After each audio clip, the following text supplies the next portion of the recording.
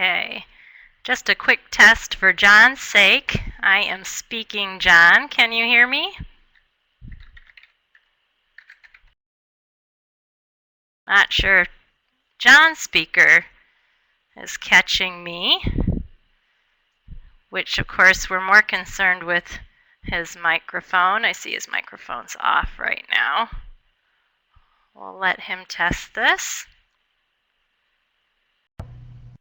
Here it comes. All right, Lisa, I should be on. Great. Okay. Well, I'm going to give you a quick intro. Welcome, everybody, to the MSU Alumni Association's webcast presentation brought to you by John Hill, Developing Your LinkedIn Presence for Professional Success. I can't think of anyone beyond actual developers at LinkedIn who are more aware of what this platform can do. John, of course, was my predecessor at the MSU Alumni Association, serving as the Director of Alumni Career and Business Services, and he did such a great job building up Spartan Nation's alumni presence on LinkedIn that LinkedIn grabbed him and moved him to California. No big surprise on our end. So without further ado, I'd like to turn it over to John. I know he's got an hour's worth of content for you. As you have questions, feel free to log them in the chat area, and we will get to those as we are able. Also know this session is being recorded. If you would like to hear it again at a later date, you can email me at lisap@msu.edu to request a recorded version. So, without further ado, Mr. John Hill. Hey, thank you, Lisa. Appreciate it. For those of you who are unaware, I am a Spartan through and through. I actually graduated from Michigan State University and met my wife in class. We got married at the Alumni Chapel on campus. I've got a 7-year-old who knows the fight song. I've got a 12-year-old who knows more faculty than I did when I went to school there. For 4 years, I was Director of Alumni Career Services, and my wife was Director of Communication for the Business School at Broad. So definitely a Spartan. Always enjoy being on this type of webcast with folks from MSU. And give you a little broad-based idea of what we're going to talk about today. I'm going to go through LinkedIn and specifically talk about what I call the 5 C's: content, connections, community, communication, which means communication of your personal brand, and careers. And I'm going to go step-by-step through the site to show you how you can access each one of those areas, utilize those to further everything that you're doing on a professional development level. So LinkedIn, currently we have 200 million users. About 60% are outside the United States. So it's really a global platform now.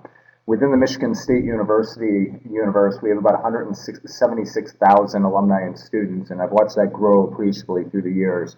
If you think about it, in total, we have about 470,000 students and alumni. So you've got about a third of the Spartan Nation on this platform now, and you can see deep details on each one of those people, including how you might be able to utilize relationships and that connectivity to the Spartan brand to get into the companies and the jobs that you're interested in attaching to. So for those of you who don't have a profile on LinkedIn, very easy. It takes about 2 minutes. On the home page, put in your first name, your last name, your email address, password, and it'll essentially take you through the steps to emulate your resume. Ask about work experience, educational experience, skills, expertise, the types of organizations you attach to, things like that.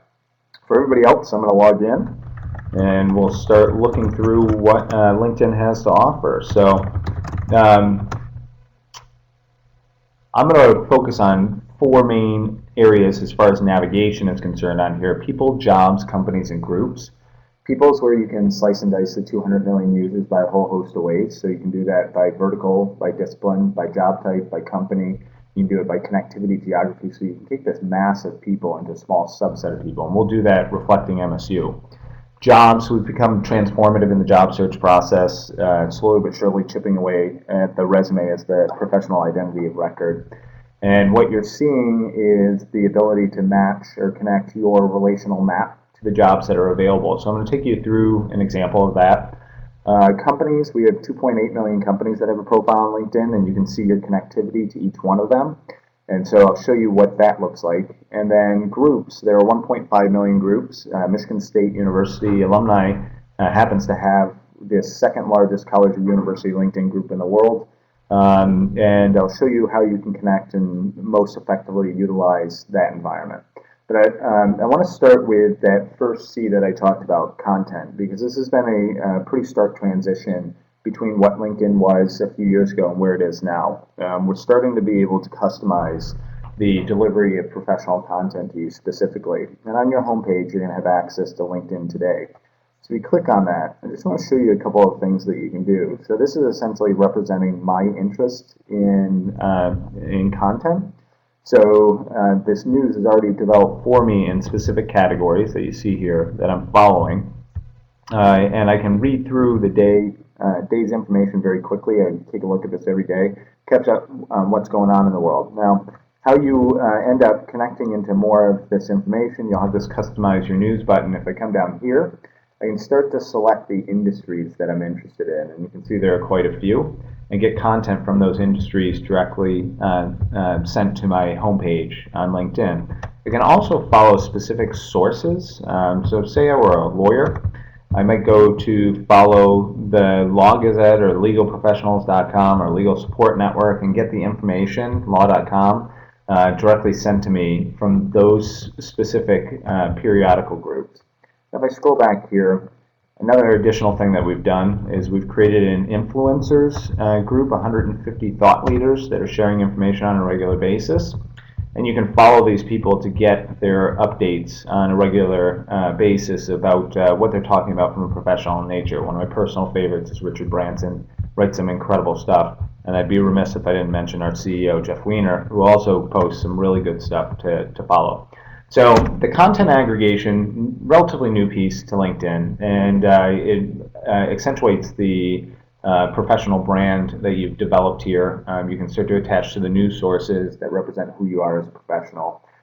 Second thing that I want to take you through is connections. And I've utilized LinkedIn as essentially an online Rolodex. So beautiful thing here is information is dynamically updated. So I don't have to update the information that shows on my connections, and they're beta testing something on me right now, so it's going to break. So give me 1 second for this to come up. But what I get here when this resolves is you'll see the image of the person who has a profile on LinkedIn that I'm connected to on a first level basis. You'll see their name, their title, the company that they work for. You'll see the amount of connections that they have on LinkedIn. And it dynamically updates as they update the information here. So I don't have to go into an Excel spreadsheet or my Flip Rolodex and remove a card or delete a row of information, type in new information. It's all here for the taking. And we'll pick on somebody specifically in here. Start to look at Lisa's profile on LinkedIn. I didn't tell her I was doing this, so she's going to get angry at me. But that's all right. And I can see, for instance, who Lisa is and what she's about. One of the things you'll notice is we've transitioned into a new set of profiles. This view of information on a professional level we're calling Profile 2.0. And it's the first steps on capturing more of the personal professional brand around a user. So I'm starting to see all of the professional connectivity and information revolving around an individual. So Lisa and I are at a first level connection, direct relationship. And I can have this business card view of who she is. I can see her previous work experience. I can see her education. So both Spartans.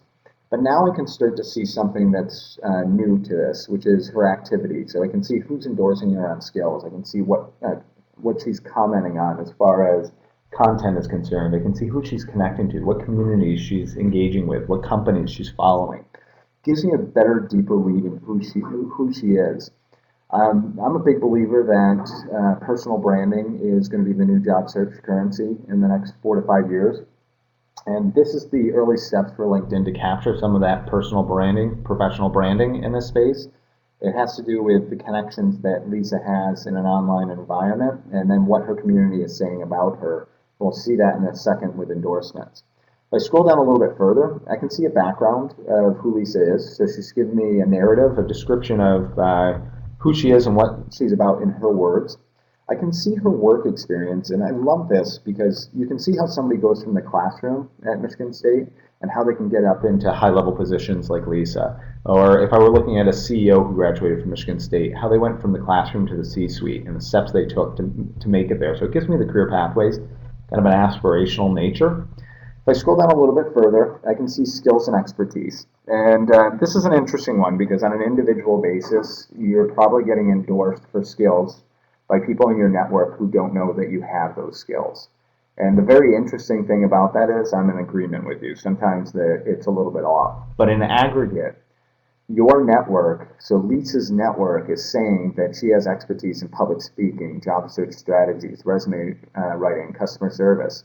Knowing Lisa, and some of you know her directly as well, I can tell you that her personal professional brand revolves around a lot of that space, and her network is validating that. So when you look at this in aggregate, those top, the kind of the cream rises to the top on skills and expertise, these become the basis for the development of your personal brand. And you'll notice that in Lisa's summary, she's taken some of this information and applied it into her summary to explain a little bit deeper the narrative of who she is as a professional. Now, from a recruitment perspective, we're not here yet, but I can see a world where, say, Lisa was applying for a job in public speaking, and as far as the old principles in the job search, she could develop a resume that has all the quantifiable data that says she's a good public speaker. She could go into an interview and articulate why she is a good public speaker. She could have a list of recommendations that say she's a good public speaker. But if that hiring manager were to go into LinkedIn 2-3 years from now and look at her skills and expertise and notice her network isn't endorsing her for public speaker, that would be a red flag. And we're starting to slowly see this in some specific industries, most notable marketing, communications, PR, and social media. But it's interesting that this is a kind of another extension of your personal brand, what your network, your online community thinks about you. Now, I can also see additional information on Lisa. So her interests are recruiting, public speaking, writing, strategic job coaching. This is going to vary. There's an example that I use in a lot of presentations where the person likes basketball. I'm a former editor of the National Sports Magazine. I was the college basketball expert there. I use that term loosely, but I love college basketball. I could talk about it all day long. The interests on a LinkedIn profile start to afford you to take a cold call into a warm call by matching like interests in things like basketball or with Lisa writing. I can start with small talk around the things that we share in common before we get into some more of the professional context of conversation. And if I scroll down a little bit further, I can see who's endorsing her and talking about Lisa, so I can see the professional attachment she has. I can see the groups, the communities she's connecting to. I can see the news that she's following, the companies that she's following. So again, it gives me a better idea of her brand attachments. And another beautiful thing that I call a hidden gem is you have the ability to save more information on Lisa. So if I were to come down here, on a basic level, on all accounts, you have access to this information in your first level connections. You can click on this add contact information. It's going to open up another box. And LinkedIn pulls in the first 4 areas: name, title, company, and email address. Lisa's actually added her phone number. She's added her address. I can't change that information, but I can add additional information if I had, say, a cell phone for her and save that. And by the way, that's not her cell phone. Save that to her profile, and I have that information at the ready. Lisa can't see anything I put here, nor can anybody else in LinkedIn, and I can't change any of the information she has here. So this is essentially a two-way ad, one-way view of information. If you think about this is essentially a customer relations management tool, CRM, for the individual. And I can start to manage relationships around her. So say her assistant is Joe. If I save that to her profile, I've got the name of the gatekeeper in between me and Lisa. And I can keep contact notes. I can keep the conversation notes that we have as we're talking. I can log these. I could date them. So say 3/11. Lisa and I talked about how awesome it is to be a Spartan. And then on 3/12, Lisa reaffirmed that I'm a handsome and witty guy. If I save this information to her profile, I'm the only one who can view that information. Nobody else within LinkedIn can view it. And so you can think of, in a professional context, I might say, Lisa told me about Frank, and I should send my resume. Now if I save that, I have a copy of the conversation between Lisa and I captured to her professional record on LinkedIn. Now, how LinkedIn works, and you can see Lisa and I are a first level connection, but say Lisa and I were not connected on LinkedIn, and she was connected to somebody else, and that person was connected to somebody else, and there weren't cross relationships along the way. If I connected with Lisa, she would become a first level connection, direct connection. That next person would be a connection of a connection, a second level connection. That next person would be a connection of a connection of a connection, a third level connection. So it's first, second, third level connection. It's essentially a visual representation of your linear relational map. You can see how you can get from point A to point C, utilizing relationships along the continuum. And that's the beauty of LinkedIn, is it shows that information about how you can get to those people through relationships. Now, I'm a big believer, and I know Lisa reinforces this as well, on a tool like LinkedIn, we're a professional network where business takes place. You want to build quality relational network, not a quantity relational network. What that means is you want to focus on 4 major affiliations to create connections like Lisa on a first level basis. These are the people you'd invite to your network. The first affiliation that you want to play off of is friends and family. Problem with friends and family is a lot of times they're not aligned with the industry that you want to get into or are working in, or their networks aren't big enough to help you out. So you can't leverage them as well as you would like. So the second major affiliation that you have is a university affiliation. So if you think about it, this is Michigan State University, Spartans helping Spartans. Lisa happens to be a Spartan, I'm a Spartan. It's a great connectivity opportunity for us. Third affiliation is shared work experience. So Lisa and I happen to both work at the Alumni Association at some point. You can see this at play. She picked up the phone, gave me a call, and said, "Hey, I want you to do a webinar," and here I am. Shared work experience is a pretty valuable tool to reach out to people in the companies and industries you want to get into. And then the last one is volunteerism. So this could be board work, committee work, this could be causes, and it could be fraternal organizations or things like student groups that you belong to. So I know that we have some representation on this webinar from people from SAF. That's a global organization now because people graduated and moved across the country, but they still tie to SAF. So there's people you can reach out to and add to your network. Now, knowing that I can start to source out information at a first, second, third level connection level, this starts to afford me to do search within this platform.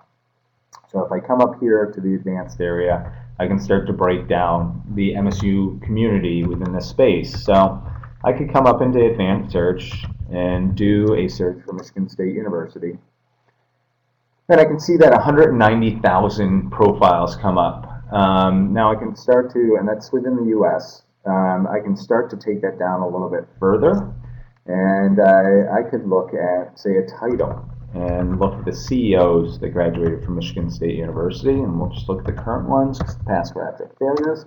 And now I can see the 2,447 CEOs that graduated from Michigan State University. And then I could take it a step further, and I could look at a specific zip code. So if I wanted to look at a 25-mile radius around Chicago, I could see the 100 CEOs that graduated from Michigan State University that live within a 25-mile radius of downtown Chicago.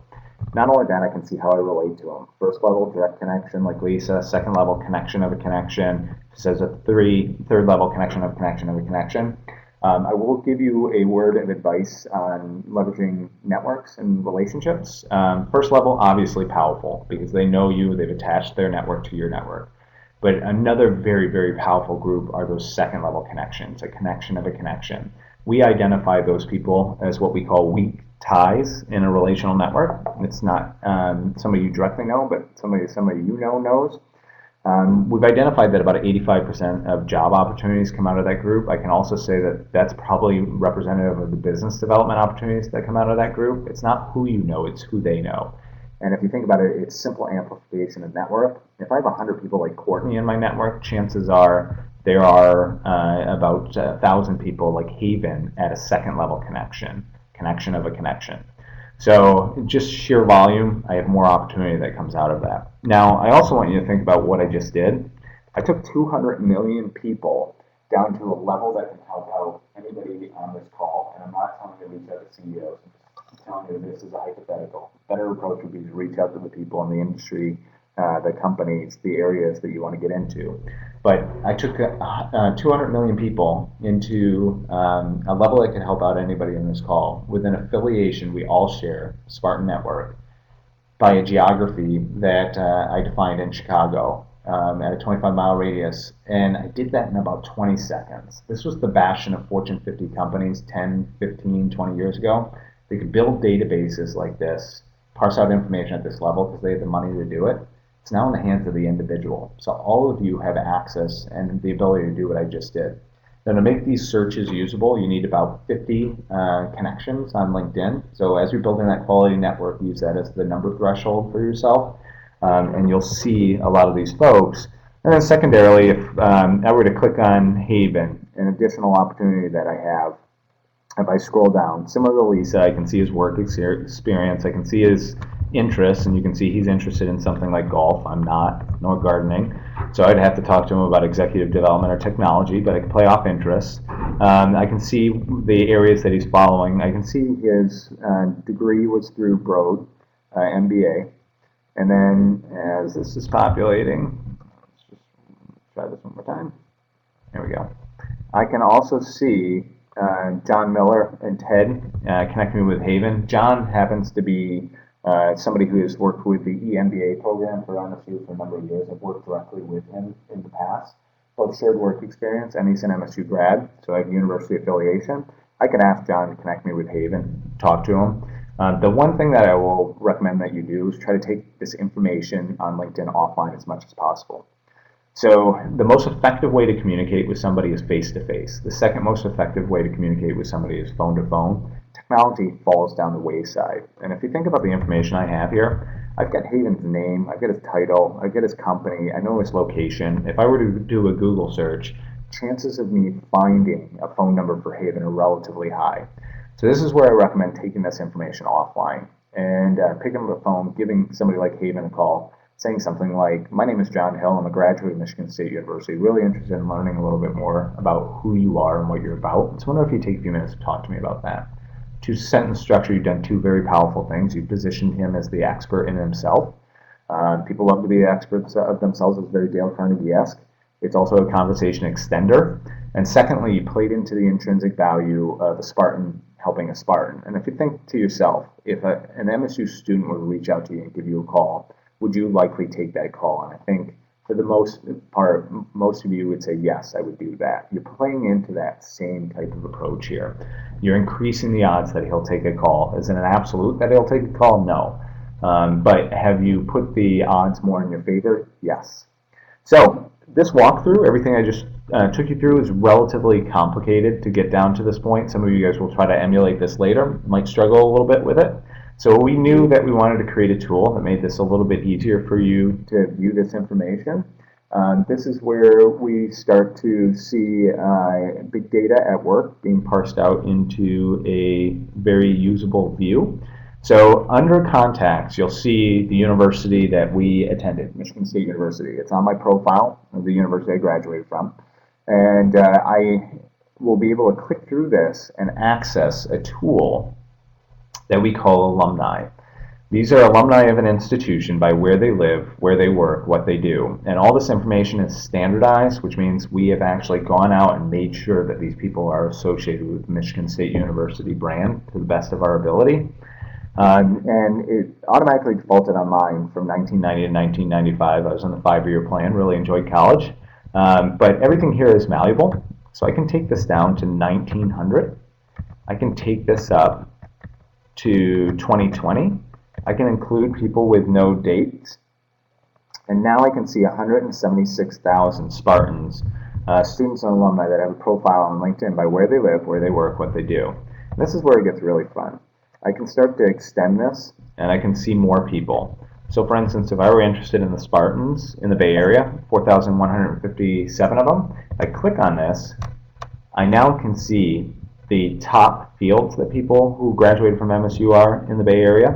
And then I can also see the top places where they work. And then say I were interested specifically in LinkedIn as the company. If I click on that, I can now see the 9 people graduated from Michigan State University, live in San Francisco, work at LinkedIn, and what they do. And then if I scroll down below, I can actually see who those people are. So here I am, and the interesting thing is I'm not connected at a first level basis with all these people. I gotta make that happen. But I can see all the Spartans that work at LinkedIn that graduated from Michigan State University, obviously. But the opportunity here is for me to strengthen my Spartan network within an organization, but it's also viewable if I were interested in working at LinkedIn, those people who might likely take my phone call. That's a pretty amazing use of data and information. If I clear those filters, there are other things I can do here. This little arrow opens up to another set of graphs. We just added these, what they've studied, what they're skilled at, and how you're connected. So I can see my Spartan network at play. In fact, I've got 2,247 first-level connections, 64,682 second-level connections, so off the LinkedIn platform, either direct or weak ties. I've got about 68,000 people I can reach out to. And say I graduated in, let's pick something that's a little bit unique, advertising. If I click on this, I'm trying to figure out what I want to do in life, and I want to see what my degree might be able to get me into. Here are the 4,400 people who graduated in the field of study of advertising. If I click on that and scroll back here, I can now see where they live, where they work, and what they do, and top companies that they have gone into. So it becomes aspirational, a roadmap to the careers that are available to me. And if I clear out this filter, one additional thing that I can do here is I can search this for the profiles on LinkedIn from Michigan State University for any keyword. Every word is indexable on here. So say I were interested in starting my own business, I could look at entrepreneurship, and I now have 2,279 people who have entrepreneurship on their profile, essentially an entrepreneurial network that I can connect through MSU. This also becomes one of those keywords I could do like basketball, where I can take a cold call into a warm call because we have a shared like interest, not only MSU, but the entrepreneurial areas. Now, I'm going to take you into a different site. I'm going to take you into a site called Simply Hired, show you where the job search is changing appreciably. Simply Hired is a job search aggregator. We don't own them. We have a relationship with them. But it gives you an idea of how we're starting to socialize other websites through the networks that are on LinkedIn. You see this every day. If you go to ESPN or CNN or MSNBC or Huffington Post, you'll see that your friends have liked articles that are posted there. You can see what they're reading through Facebook. This is the same type of thing. We're just in a professional context. I can see the relationships I have here based on my LinkedIn network. Now, right now, from an overview, what Simply Hired does is it scrapes up public sector, private sector, nonprofit, academic jobs off websites, free postings of jobs online, and consolidates them all in one space. So this is essentially the online universe of jobs available in a market like Mountain View. Indeed.com acts very similarly. There are 154,000 jobs here. And say I wanted to become an evangelist. If I did a search in Mountain View, I can see 533 evangelists have popped up, including this one at Apple. So what I can do now is I can connect this little IN over here, my social network, to the jobs that are listed here, and come up through password. And I can now start to see my relationships in my LinkedIn network attached to the jobs that are here. So if I were interested in this Apple evangelism, I have somebody who is linked to the job posting. I actually have 8 connections at Apple that might be able to get me in there at either first or second level basis. This is transformational in the job search process. It's always been about what you know, but additionally it's been about who you know. And now you can also get context on who knows you, which allows you to kind of combine the 3 as part of the job search process. That becomes a pretty powerful way to cut through the clutter and get in the back door. Now, when we're looking at Haven's profile, when I talked about picking up the phone and giving them a call, if you're in the job search process, that picking up the phone and giving a call, essentially you're doing something called informational interviewing. What you want to do is continue to ask a series of questions with him that relate to the work environment. So, like, what the work environment's like in his words, the organization he represents. You want to ask, what type of opportunities become available, not directly for a job. You want to ask him how he got into the position he's in now, which again is a compensation extender. But invariably, in those type of calls, if you're doing it for part of the job search, you want to ask him if you can send your resume or your LinkedIn profile to him. If you do that, one of the opportunities he has is to bring that down to HR and create you as an internal referral. That is the pile of resumes you want to get into. The vast majority of internal or external referrals get reviewed by HR, which means it increases your chances of getting a call back. I want to take you full circle on where the job search has transformed. I can now go onto a site like Simply Hired, connect my LinkedIn network, find the best relationship that I have attached to the jobs that are posted here. I can do that informational interviewing with somebody who's related to me, say, graduated from Michigan State and works at Apple. I can start to have that informational interview, get my resume in their hands, they take it down to HR. About 85% of Fortune 500 companies are utilizing social media as part of the vetting process, which means they have a footprint on tools like LinkedIn. So I find out the name of the person interviewing me. I can look up their profile on LinkedIn, and for the first time in history, I have the resume of the person interviewing me. I can play off the relationships, the connectivity, the information on their profile, and it's perfectly legal. I checked. That is a crazy transition in the job search process, utilizing deep data insights to increase the chances that you can get the job.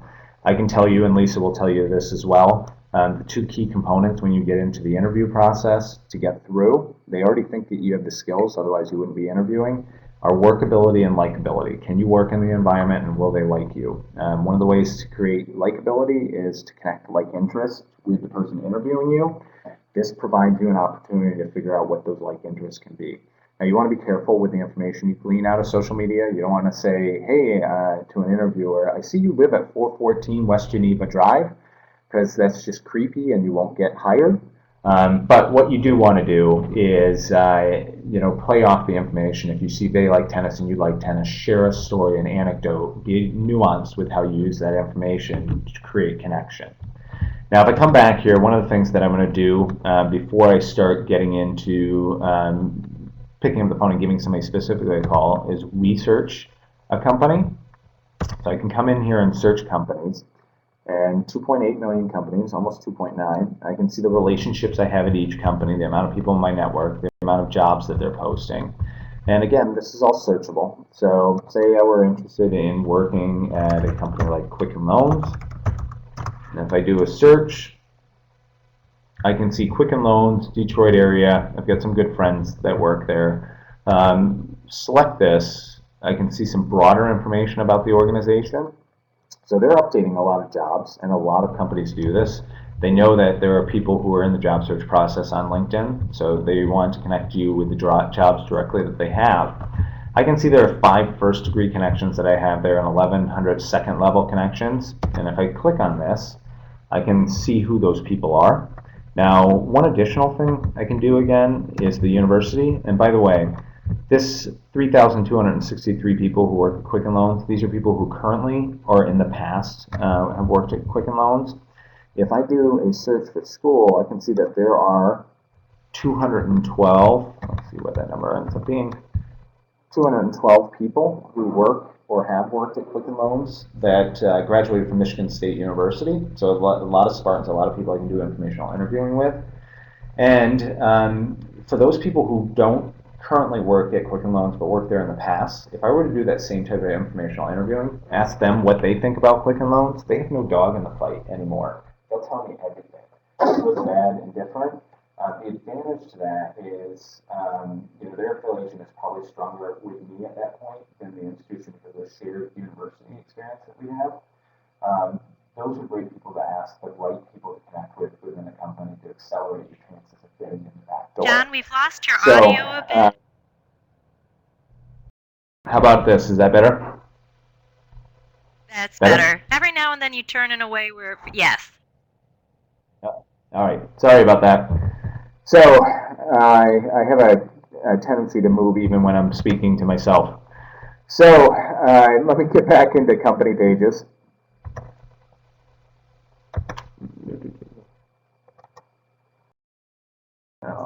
There we go. Here, let's get back up here and we'll do that search again.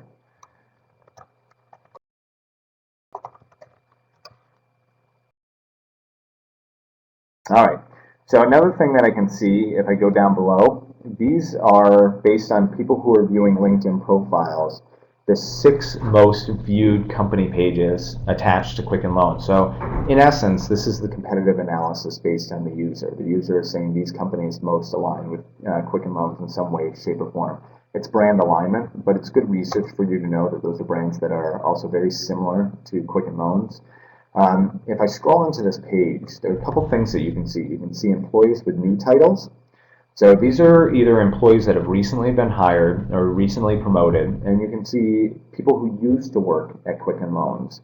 These are based on your personal network. So these are people within my network that meet those criteria. If somebody's been promoted or somebody has left a company, what that means is there's an opportunity behind them. So I can start to position myself through informational interviewing, playing off university affiliation to get in the door to that conversation for jobs that haven't even been posted yet, if I continue to look at this enough. That is incredible.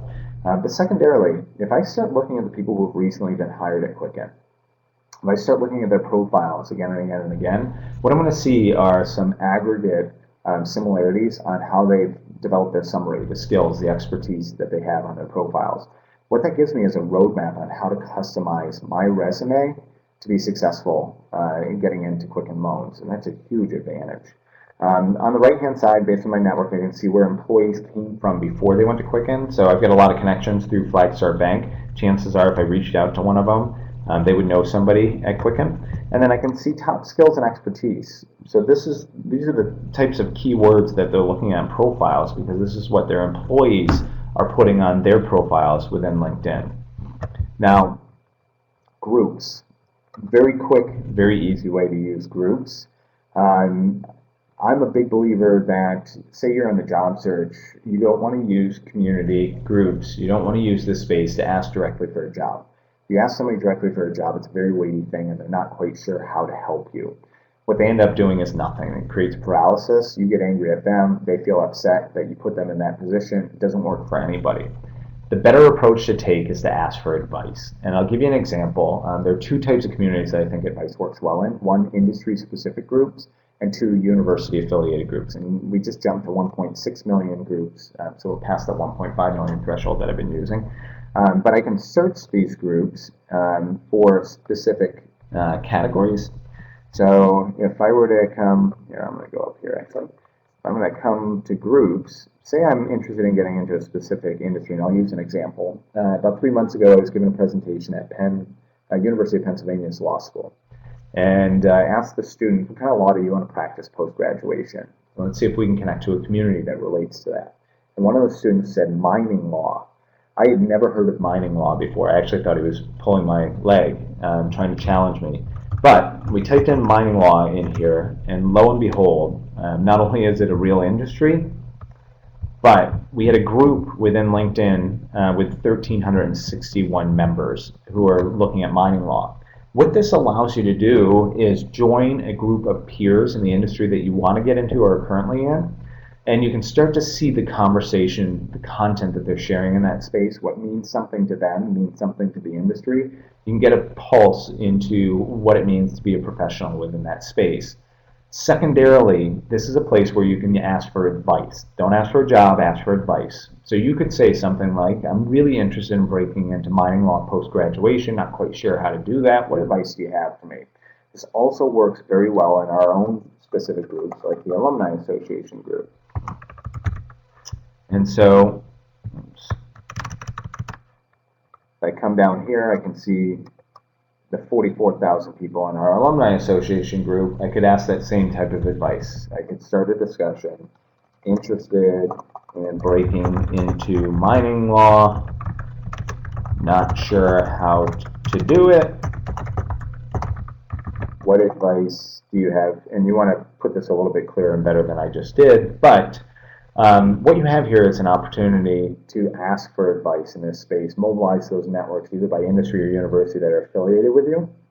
You're going to find that some people are going to answer you. They're going to respond to you either directly or through this public face on this in this group. Those people who respond to you, they just raise their hand to help you out. They just raise their hand to become job search ambassadors for you. Those are people that bring closer to your best, network with more, develop a deeper relationship with them. For whatever reason, they've taken interest in you. And it's interesting because people who ask for advice, that generally leads into the same place as finding a job. It's just much easier to give advice than to help somebody get a job. So it's just changing the context of how you approach people. Now, profile.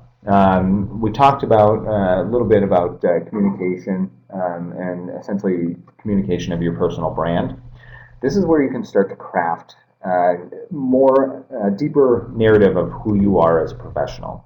And you can see a summary, a background of information. One of the things that we've added, the ability to add more verticals to your profile. So you can add projects, languages, publications, organizations, honors awards, test scores, courses, patents, certifications. We did this with students in mind. We wanted them to be able to capture classroom experience and represent it on their professional brand because we knew that they didn't have a lot of work history. What we found is that really everybody has components of these that they want to add to their profile so they can deepen their professional brand in the space. Now here's a really hard and fast rule that I have on developing your profile on LinkedIn. If those HR people are going to vet you through social media, then just duplicating your resume word for word on a LinkedIn profile does you an injustice. So I'm a big believer that you don't want to duplicate your resume here. You want to accentuate it. You want to use this as a second sell for people who may be looking at your profile.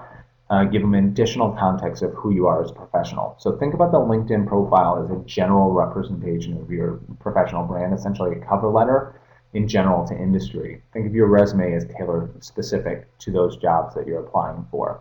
And then you have the ability to be a little bit broader on who you are as a professional, set some of the foundation. And so if you look at mine, things like building relationships and connecting with people with opportunity are at my core. I would never put that on my resume, but I can get away with it in this space. If an individual or an employer connects with me based on that type of narrative, it's a good foundation to deepen a relationship off of. One just additional side note, say you were to connect with me today or try to connect with somebody else within LinkedIn, we do you a little bit of an injustice. We say something like, I would like to add you to my network, and it's just a pat response that you can automate and send. What I believe you should do is customize all messaging when you're trying to connect at a first level basis. So put in context how you know the person, put in context what value you would add to their network and what you hope to essentially gain in return from their network. Be transparent, and you're going to want to increase the probability that they'll connect to you. Secondarily, I just think it's good communication etiquette. If you just send that pat response, essentially you're saying, I'm taking the lowest level of effort to try to connect my professional network with your professional network. And in my eyes, that's very telling. So you're putting in effort. That effort usually draws some rewards. And then if I come back to the homepage, just a couple additional things that I want to show to you. One, who's viewed your profile? Very cool thing within the space. If I click on that, see 12 people have viewed my profile in the last day. Somebody from MIT has looked at my profile. Say I applied for a job at MIT a week ago and interviewed yesterday at MIT, and today somebody looked at my profile from that university.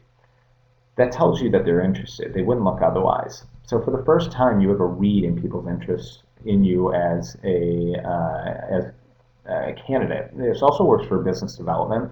So if I pitch a product and service, say to a political organization in DC, and today I see somebody looked at my profile from a political organization in DC, it tells me that my message resonated at some level. They wouldn't engage, they wouldn't connect otherwise. And it's not an absolute, but it gives you some read into information.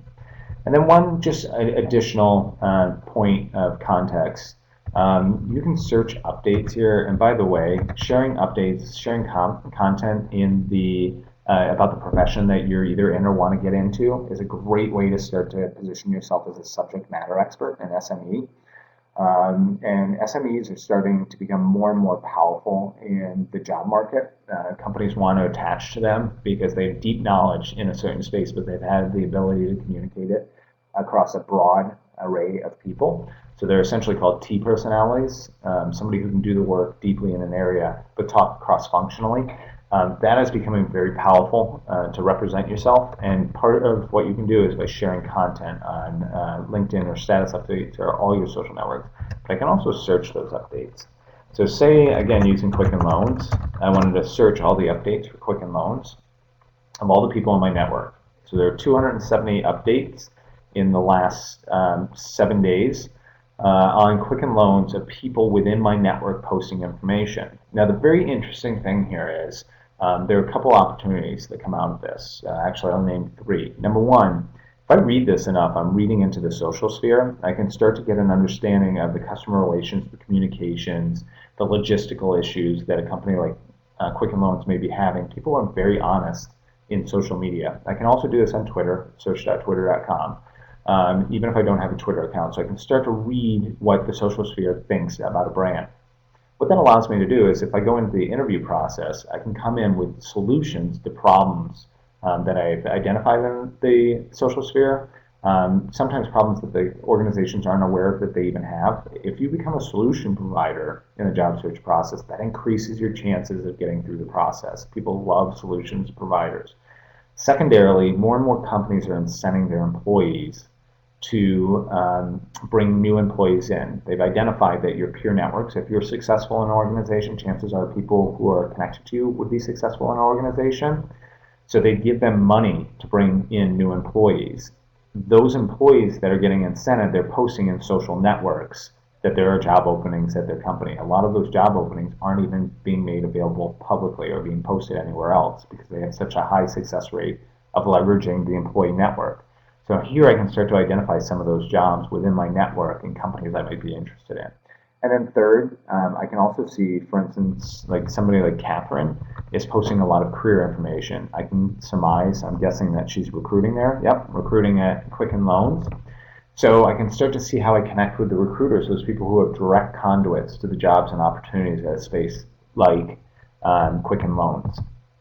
So I have 3 major principles, and I'll circle back to what we just talked about with the 5 C's. Number one, build your network before you need it, so it's there when you do.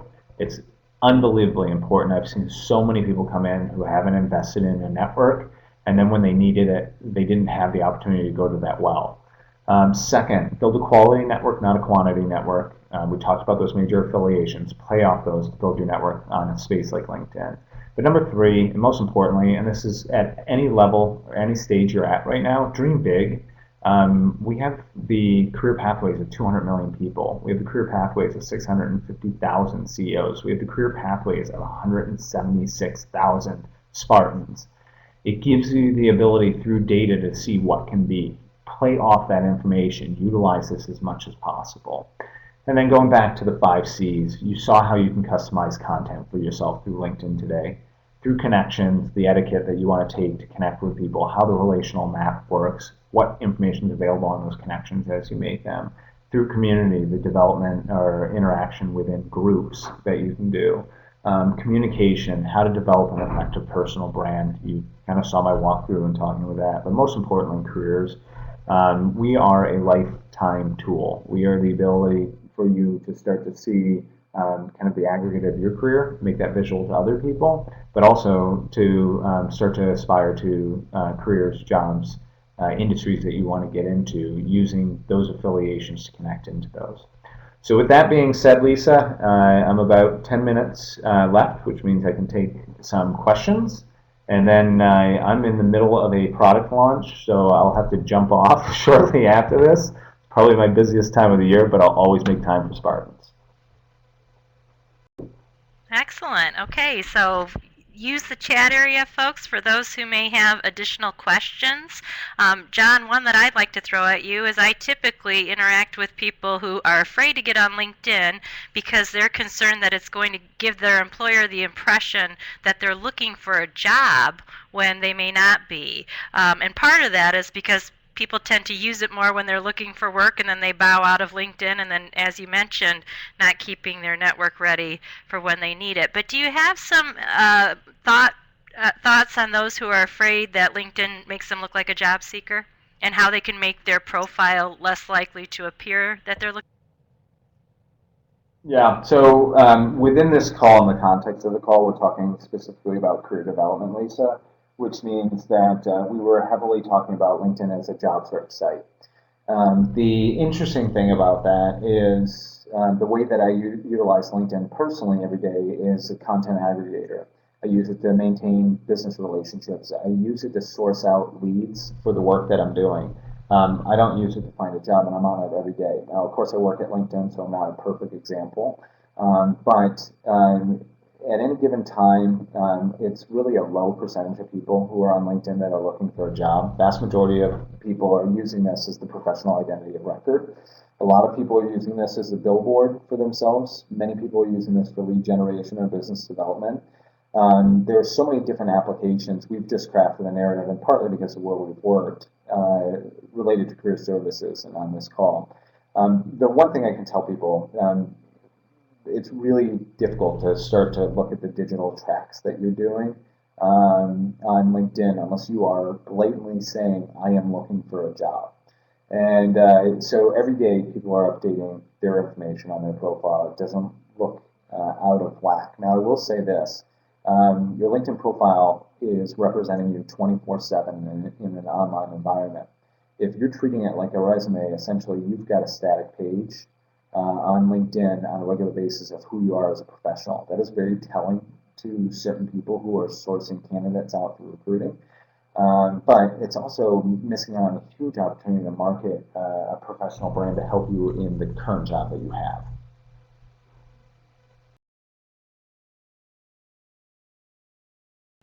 That was helpful. We're seeing some questions from individuals in terms of, do you think it's any different for individuals who have come out of two-year community colleges in their use of LinkedIn?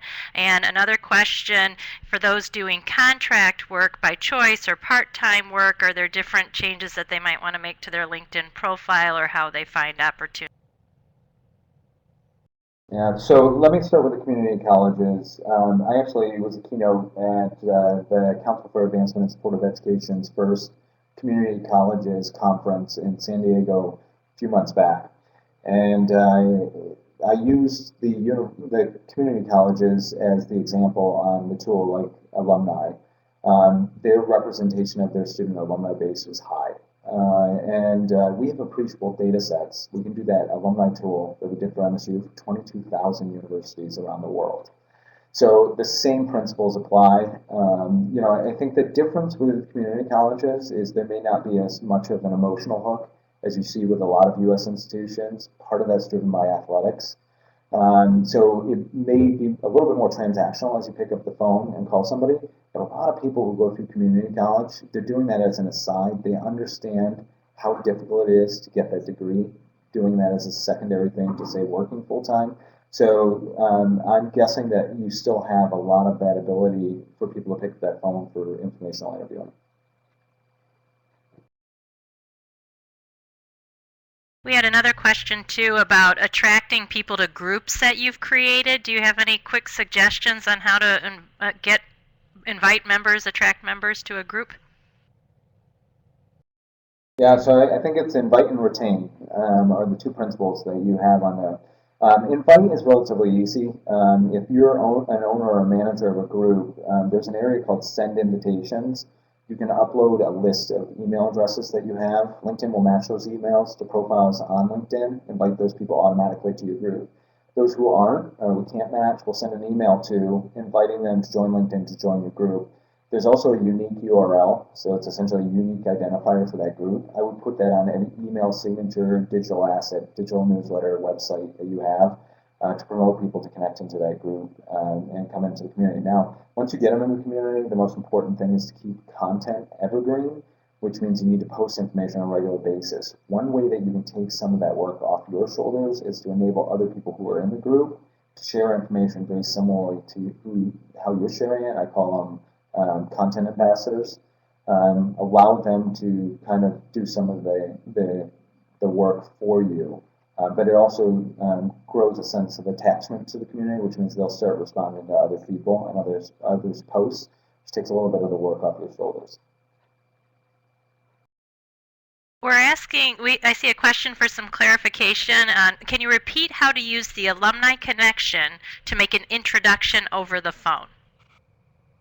Yeah, so essentially what we looked at, Lisa, when we were playing around with the Michigan State University dashboard for the alumni tool, or when we were doing those searches for Michigan State University and CEO in Chicago, I now can see the people who graduated from Michigan State University that have a profile on LinkedIn. I can see they're at a level that I might want to connect to. So, for instance, CEO by geography in Chicago, and that's how we ended up with Haven.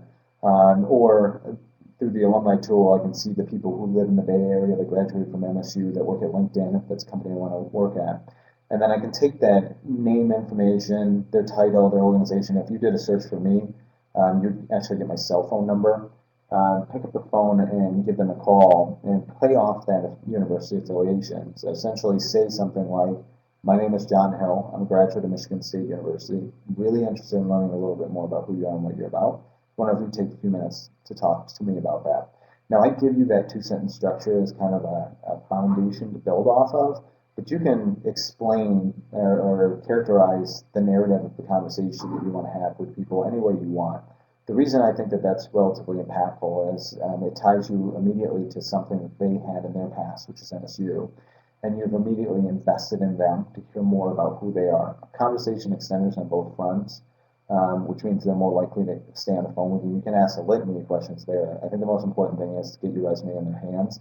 If you think that they'd be open and willing to do that, and then if they bring it down to HR, or if you ask them to bring it down to HR, and you become an internal referral, certainly increases your chances. And that's been a huge redefinition of the job search, utilizing relationships to get into the places that you want to get into. And I love your mention of the phone, because there are times where people are just so dedicated to the digital process that they lose that one-on-one interaction, the personal interaction. And I was actually in a conversation not long ago with an individual who was frustrated because they saw a contact, a Spartan, that was at a company they knew they wanted to reach out to, but they weren't a close enough connection and they didn't share a group to be able to easily message one another, and they were just at a loss of what to do. And I'm like, you know the person's company where they work, you know their title, call the company and ask to speak to that person, or look for the email through their actual company email. But it was like that thought didn't even occur to them because they couldn't message that person without a premium account. Yeah, so, and that's if you're in the job search, I think really focus on building those quality relational networks, and don't worry about blind introductions through a tool like LinkedIn. I think the most important thing to remember is that when you're reaching out to somebody on university affiliation, you are definitely increasing the likelihood of connecting with somebody, but you're also using a channel that's less cluttered. So the vast majority of job seekers are going through web-based means, either through email, or they're going through the front door applying for jobs through the website or of the company that they want to work at, or they're going through job boards. And everybody's going through it. It's simple economics. Everybody's going through there. So you want to start to try to differentiate yourself. One of the ways you can do that is through conversation. All right, Mr. John Hill, we are approaching 1:30 and you have good work to do for LinkedIn. I want to take this chance to thank you once again for coming back and spending time with Spartan Nation. We are certainly proud of you and what you're doing and how you're representing us at LinkedIn, and can't say enough about how valuable this information is for us. So I will leave this window open for a short while for those of you who want to go through the chat. If you're interested in a recording of today's cast, you can email me at lisap@msu.edu, and I would be happy to help you with that. Our next cast occurs on March 28th, and it is for the 45-plus Encore entrepreneur interested in resource offerings from AARP and from the Small Business Administration. So thank you, John, and we appreciate it. Hey, go green. Go.